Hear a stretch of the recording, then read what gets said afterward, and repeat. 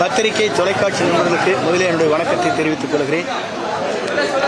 தமிழக வெற்றிக் கழகத்துறை தலைவர் பல்வேறு நிகழ்ச்சிகள் தடைபெற்றிருக்கிறது என்பதை நீங்கள் அறிவீர்கள்.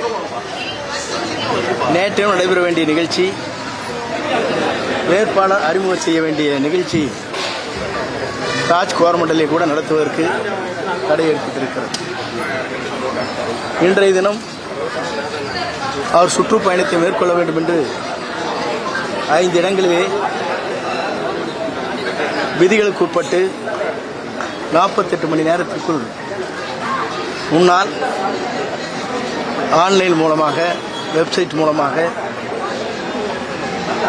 நாம் தர வேண்டும் என்பதை தெளிவாக தந்ததற்கு பிறகு நேற்றையும் நீங்கள் பார்த்திருக்கக்கூடும். அந்த நிகழ்ச்சியை பார்க்கின்ற போதே சுற்றியும் பேரிகேட் வைத்து ஒரு குழியை தோண்டி எங்கள் நிகழ்ச்சியில் நடத்தக்கூடாது என்ற முறையில் அனுமதி கொடுக்க வர சொல்லி வாருங்கள், நான் அனுமதியை பெற்றுச் செல்லுங்கள் என்று சொன்னதற்கு பிறகு இங்கே குழி தோண்டப்பட்டிருக்கிறது. அங்கே நிகழ்ச்சி நடத்துவதற்கு அனுமதி இல்லை என்று கூறப்பட்டிருக்கிறது. குறிப்பாக எல்லோருடைய தலைவரும் நம்முடைய தமிழ்நாட்டில் ஆளும் கட்சி, எதிர்கட்சி, மற்ற கட்சியை சார்ந்தவர்கள் எப்படி சென்று கொண்டிருக்கிறார் என்பதை உங்களால் அறிய முடியும். அவர் குறிப்பிட்ட இடத்தை காட்டிலும் பல இடங்களில் சென்று பிரச்சாரம் செய்கிறார். அதற்கு அரசு முழு ஒத்துழைப்பை தருகிறது. முதலமைச்சர் நிகழ்ச்சி என்றாலும் கூட ரோட் ஷோ என்று காரில் ஏறிக்கொண்டு கூட பயணம் செய்கிறார். ஆனால் அவர்கள் குறிப்பிடுகிற ஒரு இடத்தை கூட அனுமதி வழங்காமல் தடை செய்வது என்பது ஒரு இயக்கத்தையே முடக்குவதைப் போல நாளை தமிழகத்தை ஆளப்போகிற எதிர்கால தமிழகத்துடைய முதலமைச்சராக வரக்கூடியவரை தடுப்பது என்பது இன்று ஆளும் கட்சி இது செய்து கொண்டிருக்கிறது என்பதை வேதனையோடு நான் தெரிவித்துக் கொள்கிறேன். குறிப்பாக உங்களுக்கு ஒன்றை சொல்ல விரும்புகிறேன். இங்கே இருக்கிற யாருடைய தலைமையில் இருக்கிறார் என்பது உங்களுக்கு தெரியும். இங்கே இருக்கிற மாநகராட்சி ஆணையருடைய கட்டளை ஏற்றுத்தான் அவர் நடைபெற வேண்டும். காவல்துறையை பொறுத்தவரையிலும் நம்முடைய தமிழக மாநில காவல்துறையுடைய காவல் இயக்குனர் மற்றும் காவல்துறை இங்கே கமிஷனர், அதேபோல காவல்துறையை சார்ந்திருக்கிற IS, இவர் எல்லோரும் சேர்ந்து நம்முடைய சுற்றுப்பயணத்தை முடக்க வேண்டும் என்று கருதி நாள்தோறும் எங்களுக்கு இதுபோன்ற இடர்பாடுகள் செய்து வருகிற காட்சியை நாங்கள் காணுகிறோம். ஆனால் ஒன்றைய கூடத்தை சொல்ல விரும்புகிறேன். மேற்கு வங்காளத்தில் ஒரு முதலமைச்சர் அங்கே தேர்தல் ஆணையம் என்ன செய்திருக்கு என்று சொன்னால் 600 பேரை மாற்றியிருக்கிறார்.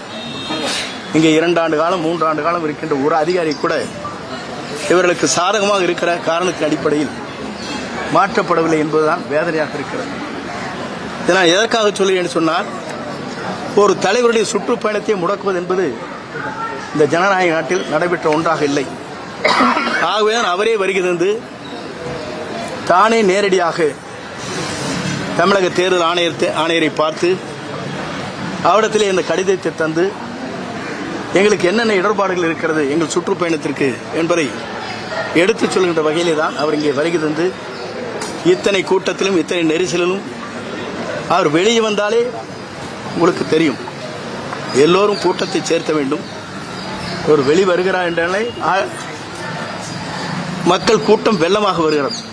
இதெல்லாம் பார்த்ததற்கு பிறகு மற்ற ஆளும் கட்சி, எதிர்கட்சியை சார்ந்தவர்கள் மற்றவரும் இவர் நாளை தமிழ்நாட்டுடைய முதலமைச்சராக வருவார் என்ற அச்சத்திலே அவர்கள் இருக்கிறார்கள். இந்த அச்சத்தின் அடிப்படையே தான் இதுபோன்ற தடைகள் தொடர்ந்து நடைபெற்றுக் கொண்டிருக்கிறது. நாங்களும் இதுபோன்ற தடைகளை தகர்த்து எங்களுடைய பயணங்களை சட்ட ரீதியாக விதிகளுக்கு உட்பட்டு நடக்க வேண்டும் என்று நாங்கள் விரும்புகிறோம். அப்படி விருப்பம் தெரிவித்தாலும் கூட அதை சரியான முறையில் இந்த செயல்பாடுகளை செய்வதற்கில்லாமல் நேற்றைய தினம் நாங்கள் கேட்டு இந்த சுற்றுப்பயணத்தை காலையிலே செல்கிறோம் என்று சொன்னதற்கு பிறகு இதுவரையிலும் அவர்கள் அந்த அனுமதியை வழங்கவில்லை. வேறு இடத்தை காட்டுங்கள் என்று சொல்கிறார்கள். ஆனால் ஒன்றை கேட்கிறேன்.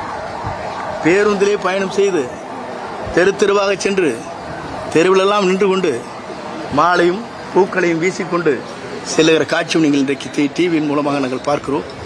அதற்கெல்லாம் என்ன விதிகள் இருக்கிறது, எந்த விதியின் அடிப்படையில் அவர்கள் செல்கிறார்கள். ஆனால் எங்களுக்கு மட்டும் விதிகளை வைத்துக் கொண்டு 100 பேர்களுக்கு மேலே எந்த இடத்திலும் கூட்டம் கூடக்கூடாது என்று சொன்னால் பார்த்துருப்பீங்க. இங்க இவர் வர்றான்னு சொன்ன உடனே 1000 பேர் நிற்கிறாங்க. இது தவிர்க்க முடியாத ஒன்று. ஏனென்று சொன்னால் இவர் நாளை தமிழகத்தினுடைய கோட்டையிலே கொடியேற்றுவார் என்ற அச்சம் மற்றவர்களுக்கு இருக்கிறது. ஆகவேதான் இந்த அச்சத்தின் அடிப்படையே தான் எல்லோரும் சேர்ந்து இந்த இயக்கத்தினுடைய சுற்றுப்பயணத்தை, தலைவருடைய சுற்றுப்பயணத்தை முடக்கலாம் என்று கருதுகிறார்கள். ஆகவே தலைமை தேர்தல் அதிகாரிடத்திலே இங்கே மனுவை தந்திருக்கிறார்கள். உரிய நடவடிக்கை மேற்கொள்வதாக அவர் குறிப்பிட்டிருக்கிறார்கள். அப்படி உரிய நடவடிக்கை மேற்கொள்கிற போதுதான் எங்களுடைய சுற்றுப்பயணம் சரியான நேரத்தில் சரியான இடங்களுக்கு செல்ல முடியும். எங்களை பொறுத்தவரையும் எல்லோரும் சொல்கிறார்கள், நீங்கள் பார்த்திருக்கக்கூடும், அவர் இங்கே வர வேண்டும் என்றுதான் மக்கள் அழைக்கிறார்கள். வருவதற்கு நாங்கள் அனுமதியை கேட்கிறோம், அனுமதி மறுக்கப்படுகிறது.